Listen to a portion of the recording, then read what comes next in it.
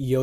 If you clicked on this video, it's because you want to learn how I size into my trades and kind of when I'm looking to hit a stop loss or, how much am I willing to risk, etc., etc.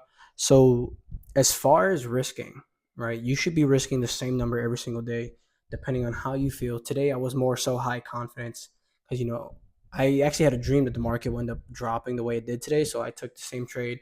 My bias was also aligned with this dream that I had. So, I went in a little bit heavier. Sorry for the voice crack, but I went in a little heavier. So I did make a couple bands. So yeah, so I'm gonna show you guys, kind of my risk to reward and why I do this exact thing is because it fits in with my strategy. So I trade supply and demand, meaning I'm trading bigger buyer zones and bigger seller zones. And in this case, as you can see, this is my trade. So bang, I'm sure you guys can see it now. So this is my trade right here, right? I'm gonna move this right here so you guys know. So this is my trade. Bang. Right. If I go to the hourly time frame, price was stuck in a consolidating range, but price was also rejecting off of these wicks once again. So as you can see, price was rejecting off of this area again, right? So I could just put that as red. And as price rejected off this area, obviously we saw what previous market history did. It a dog, right? It a dog, and it a dog today, right? So price ended up coming all the way down to 750.25. That was way past where my TP was set.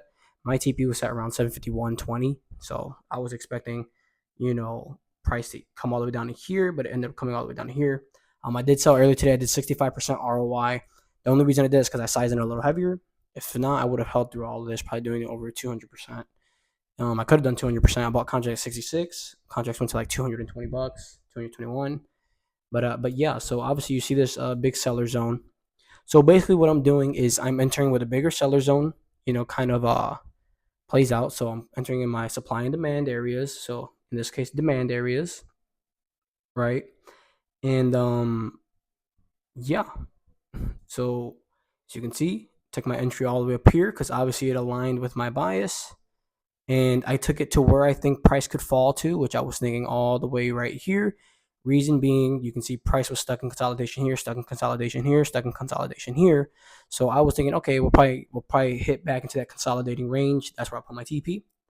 And this might shock you. Okay, how much do I risk every single day?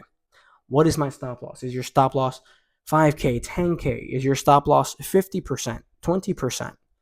My stop loss every single day is 100%. So I'm either going to make money or I'm going to lose money. Reason being, you should only be entering the market with money you can lose. So if I'm entering with 35 grand, I'm willing to lose 35 grand. So if you're watching this video, only enter with what you can lose. If you can only lose 100 bucks a day,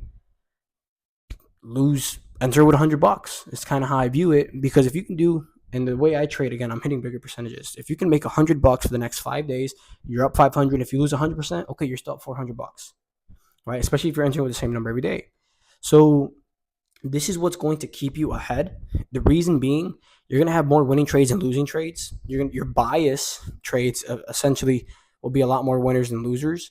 So yeah, enter with whatever you're willing to lose. If that's only, I know your account might be a little higher right now, and you might want to enter with the full thing. Full porting destroys accounts. Full porting also builds accounts, right?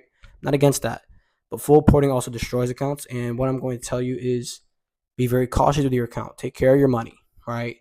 Only risk what you're willing to lose, because you can lose it all. I want to remind you that every trade you enter, the amount of money you enter with, you can lose it all. That is a very real thing in this market. Many people have done it. The way to secure yourself and have insurance is by entering with what you can lose. And honestly, the best thing is probably entering with the same thing every single day. Right? Today I entered the market with 35K.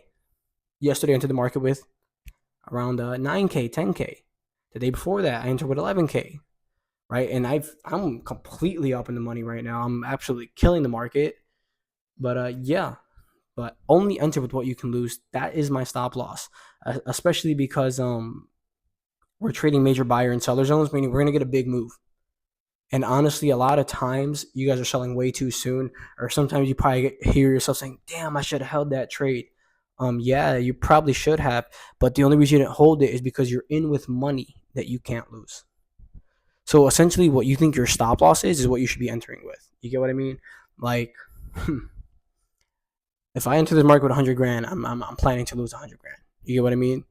So don't enter with money you cannot lose. If you haven't learned that yet, then you're gonna have a big lesson to learn. The market will take your money. That's just how it goes. And yeah, enter with what you can lose. Simple as that. That's my stop loss, and that should be yours as well if you're trading how I trade.